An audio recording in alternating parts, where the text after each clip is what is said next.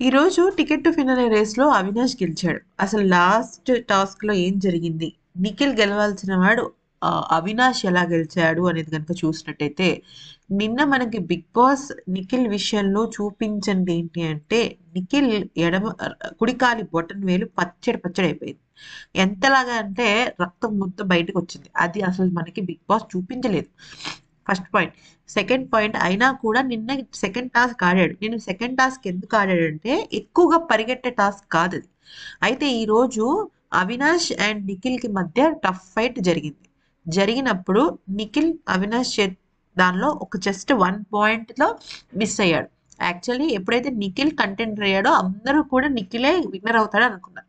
కానీ ఆఖరిలో Avinash అయిపోయాడన్నమాట winner. So, అది సంగతి.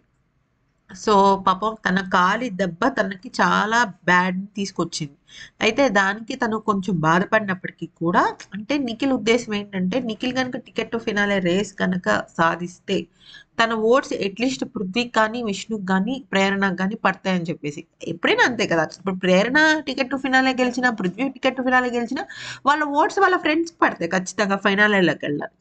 ఇప్పుడు మళ్ళీ ముగ్గురు ఫైట్ చేయాలని చెప్పేసి కొంచెం బాధైతే పడుతున్నాడు.